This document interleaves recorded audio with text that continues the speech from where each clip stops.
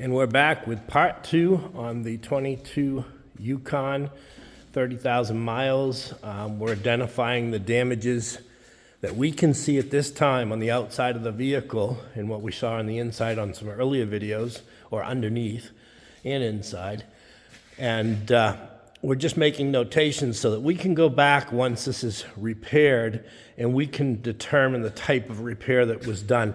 Some things we look for, you'll see these little arrows.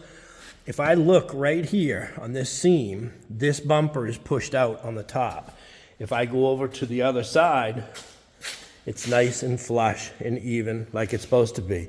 That is indicative of the bumper being pushed up against something when it was impacted, when it went in the ditch, and it will push that out like that. So you'll see things where I write that, in my opinion, someone would remove this taillight and this fuel door, cut this glass out when they fix this quarter panel, because I assume these scratches are deep enough where somebody would have to repair it and repaint it.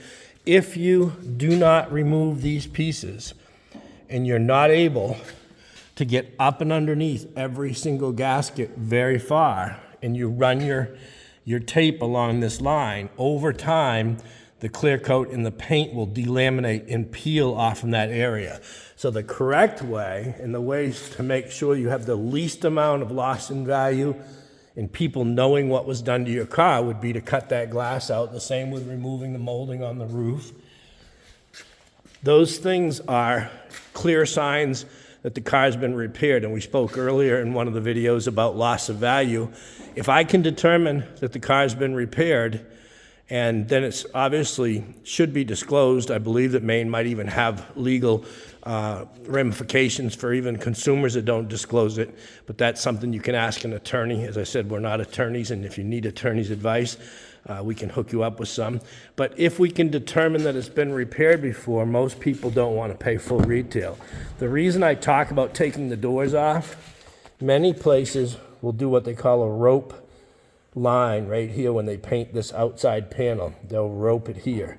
But the problem is when I go in there, I can see that. A lot of times I can feel it. I know that it's been done. The right way to do it is to remove this gasket, this striker, and all of the attaching items along that edge, and paint to the very inside lip of here, and then put it back together. That would be the correct way. This is a black metallic.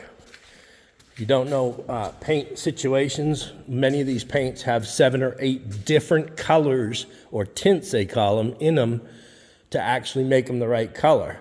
So it does require some color tinting time. It does require often painting into the adjacent panels that it comes to. So if you were putting a new fender on, you might have to paint into this hood and across the top, and then clear it in order to get the color match so that the eye can't determine it. But again, it's all about removing all of the items that touch the panels, replacing all of these decals. And yes, you can get every one of these decals today can be purchased so that people can do a repair centers can do a repair that absolutely nobody can determine was done on the car.